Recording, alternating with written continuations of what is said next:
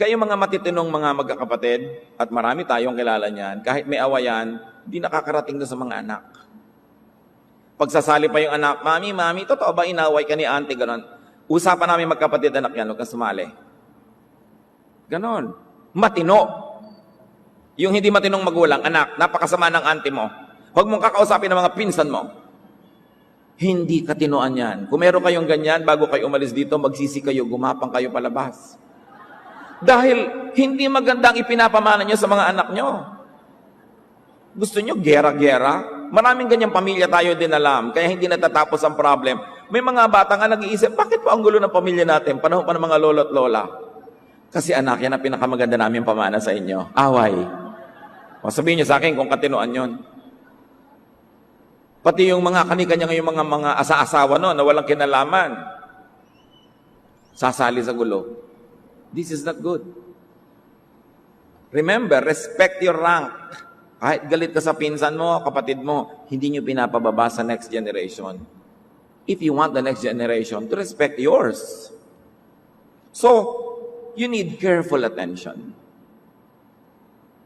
You need lots of listening pagka tayo ay lumulutas ng problema.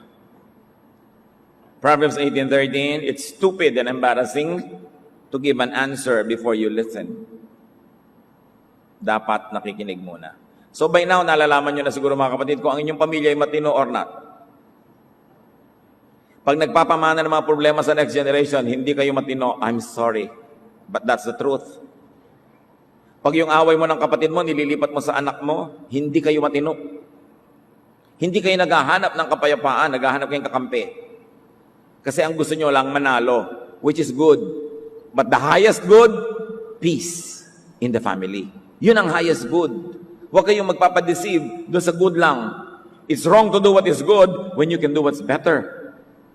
When you can do what's best. So hindi pa huli ang lahat.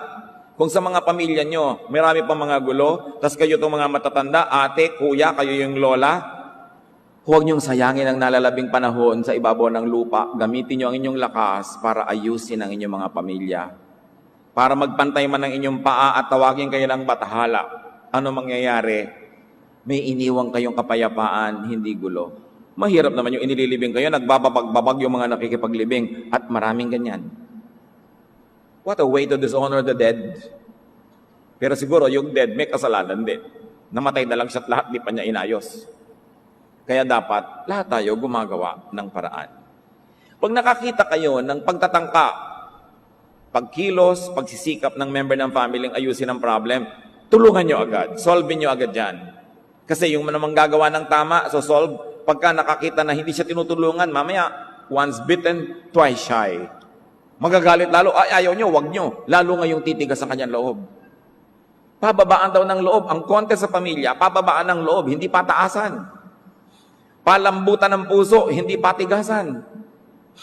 Pagka mayroong magkapatid, lalo't may edad na, above 30, above 40, na magkaaway kayo na mahigit 2 linggo, pareho na kayong mali niyan, wala nang tama at wala nang mali, pareho lang kayo. At tatanda nyo na, di pa kayo makagawa ng paraang mag-ayos, wala kayong maituturo sa inyong mga anak at apo dahil ang nakikita sa inyo, ganong ugali, wala kayong maipagmamalaki. Kaya dapat pagbabago ng loob, pagbabago ng puso, lalo't lalo ka nakikinig ng mga aralin mula sa Biblia, mga sermon, pakanta-kanta ka dyan, pa-Bible study, tas alam ng anak mo, alam ng pamangkin mo na hindi mo inaayos ang problema ninyo. Ano yun? Palabas? Isang napakalaking show? So we must always be characterized with wisdom. Karunungan. Proverbs 12:18, sharp words cut like a sword, but words of wisdom heal.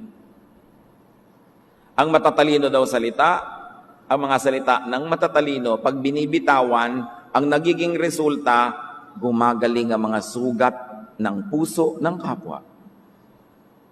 Eh ngayon, pag nagsalita ka, yung gumagaling na sana, nahiwa mo uli, binuksan mo na naman. Matagal na sanang tapos yung issue, bubuksan mo na naman. Hindi wisdom yun, kamangmangan yun. Kasi ang tunay na karunungan, pag binibitiwan ng salita, ang bunga, pagpapagaling. Pag-amo ng loob ng kapwa, hindi paglayo sa'yo at paging mabangis. pagkakasundo, hindi pagkakagalit. So by now, mga kapatid, no matter how old you are, napag-iisip na natin sana kung matalino tayo o hindi. Kasi hindi lahat ng tumatanda may pinagkakatandaan. Hindi lahat ng nagkakaedad kagalang-galang. Pinagtatrabahuhan yan. You earn it. It is not automatically going with age. It doesn't follow that if you are old, you are respectable. You have to live a life worthy of respect. And when you do that, you become empowered so that you could judge correctly, you could arbitrate correctly, you could leave a legacy of peace.